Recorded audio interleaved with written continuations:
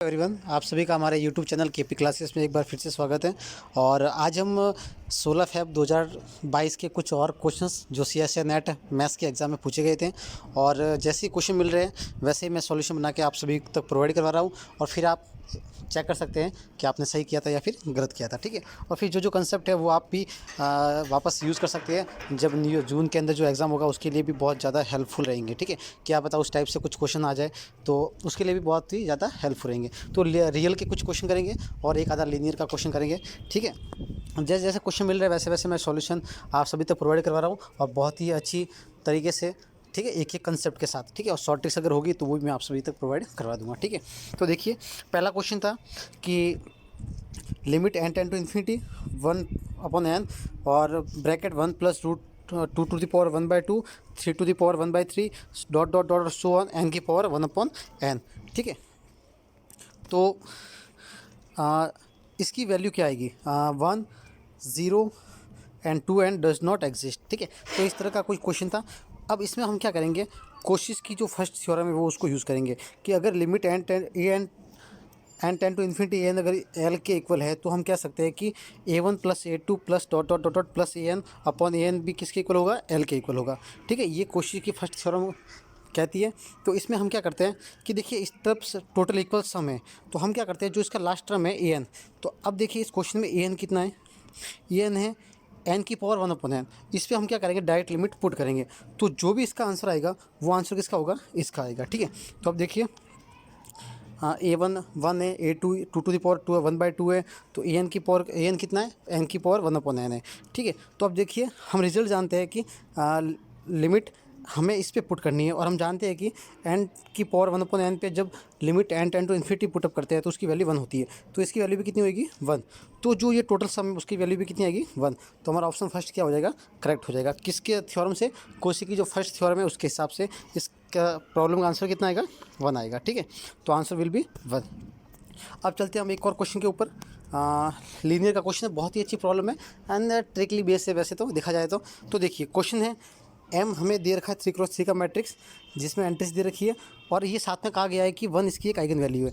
तो हमें बताना है कि एम डायग्निजिबल है, dimension of eigen space for each eigen values is 1, यानी कि जो नलिटी आएगी इस ईच आइगन वैल्यू की वो कितनी आएगी? 1 आएगी, ठीक है। और -2 इसकी आइगन वैल्यू है और 3 इसकी आइगन वैल्यू है। पार्ट बी की प्रॉब्लम है, इसका मतलब 3 ऑप्शन डिस्कार्ड हो जाएंगे।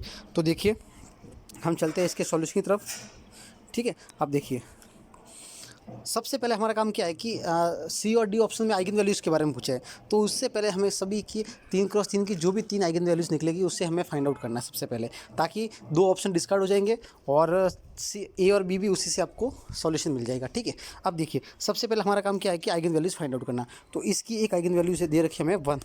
अब देखिए, आप क्लियरली देख सकते हैं कि ईच जो कॉलम है उसका सम कितना आ रहा है। देखिए, सम कितना है? 2।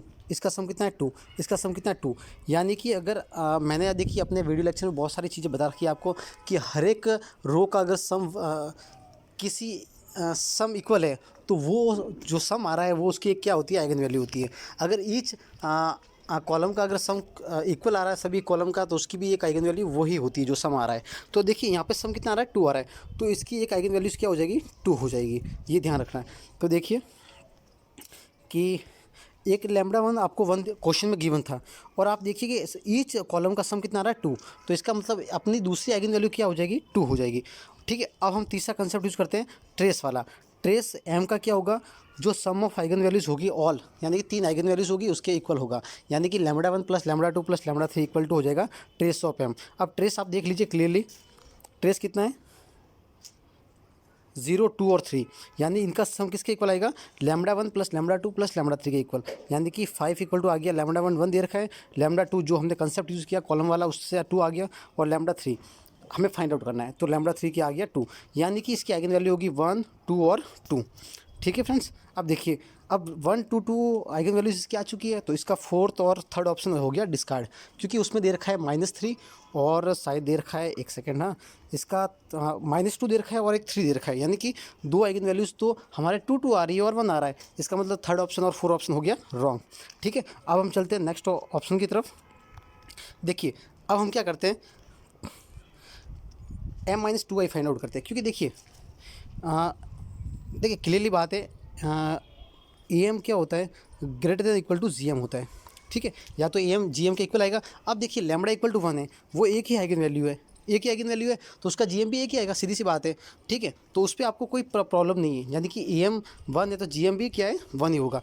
अब आपको प्रॉब्लम कहाँ होगी 2 पर, क्योंकि देखिए लैम्बडा 2 कितनी बार आ रहा है, रिपीट आ रहा है, तो क्या पता जो जी एम है, यानी कि जो जॉर्डन ब्लॉक है, वो लैम्बडा इक्वल टू 2 के लिए क्या हो सकता है, 1x1 का भी हो सकता है और 2x2 का भी हो सकता है। अगर 2x2 का हो गया तो मिनिमल पॉलिनोमियल आ जाएगा 2 की पावर में, जो डायग्निजिबल होगा नहीं, ठीक है ना। तो देखिए सारे कंसेप्ट मैं आपको यहाँ बताता हूँ। हमने M minus two I find out किया, M minus two I find out किया, एम माइनस टू आई का डिटरमिनेंट 0 आ रहा है, इसका मतलब इसकी हमें रैंक फाइंड आउट करते हैं, ठीक है। ये वैसे भी काम का नहीं था, ये डिटरमिनेंट निकाला वैसे भी ज़रूरत नहीं थी इसकी, तो हमने क्या किया, हमने इसकी रैंक निकाली। रैंक देखो एम माइनस टू आई की, ये आ गई 2 आ गई। अगर रैंक 2 आई है, इसका मतलब नलिटी कितनी आई होगी, नलिटी 1 आई होगी। एक सेकेंड, देखिए इसमें जो रैंक आया है वो एम माइनस टू आई का कितना आया है, rank of M minus two I का आया है 2 आया है, रैंक कितना आया है 2 आया है, ठीक है। इसका मतलब जो जॉर्डन ब्लॉक बनेगा लैम्बडा इक्वल 2 के लिए कितना बनेगा, एक ही बनेगा। समझ में आ रहा है ना आपको, यानी कि क्लियरली आप यहाँ पर देख सकते हैं जो मिनिमल पॉलिनोमियल आएगा, यहाँ पे देखिए नलिटी कितना आ रहा है, एम माइनस टू आई का 1 आ रहा है, ठीक है। और अगले केसेस में देखिए लैम्बडा इक्वल टू 1 आएगी, इक्वल आइगन स्पेस कितना हो रहा है 1, यहाँ पे थोड़ा मिसप्रिंट है, ये यहाँ 1 आएगा, ठीक है। और क्योंकि देखिए जॉर्डन ब्लॉक जो लैम्बडा इक्वल टू 2 के लिए वो एक ही बन रहा है, यानी 2x2 का जॉर्डन ब्लॉक बनेगा, और लैम्बडा इक्वल टू 1 के लिए ए एम 1 है तो जी एम भी ऑब्वियसली 1 ही होगा, ठीक है।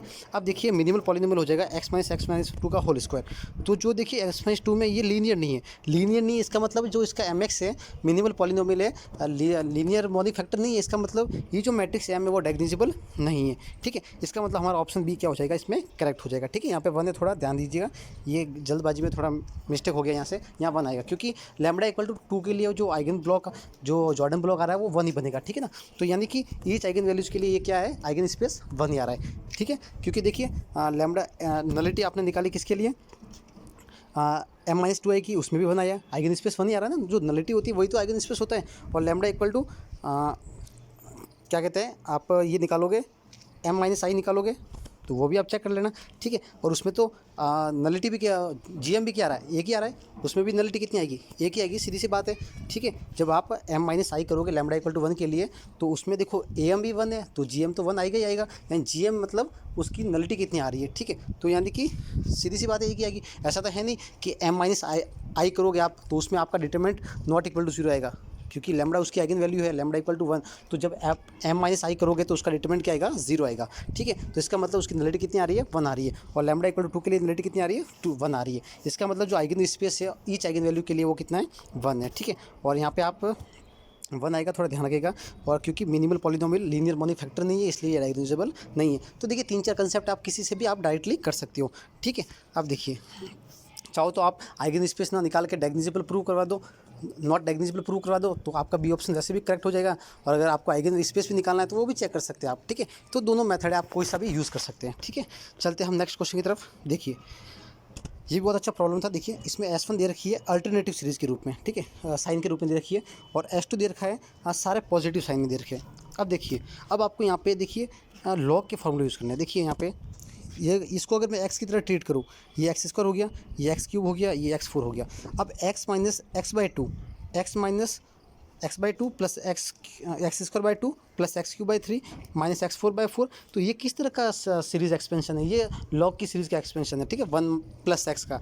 अब देखिए अगर यहाँ पे अगर मैं माइनस से मल्टीप्लाई करवा के डिवाइड करवा दूँ तो ये एक तरह से किसका साइन है, लॉग 1 माइनस एक्स का है, ठीक है। इसमें देखिए x plus x square by two plus x Q by three plus x four by four, इस तरह से इसका कंस्ट्रक्शन हो रहा है। तो देखिए सीधी सी बात है, हम लॉग 1 प्लस एक्स की फार्मूला जानते हैं, एक्सपेंशन जानते हैं, ये वाला होता है। तो अब इसकी कंपैरिजन S1 से करिए तो उसमें आपको क्लियरली दिख रहा है कि जो x है वो रिप्लेस हो रहा है 1/3 से रिप्लेस हो रहा है। तो मैंने क्या किया, इसके अंदर x की वैल्यू रख दी 1/3, तो log 1 + 1/3 हो गया।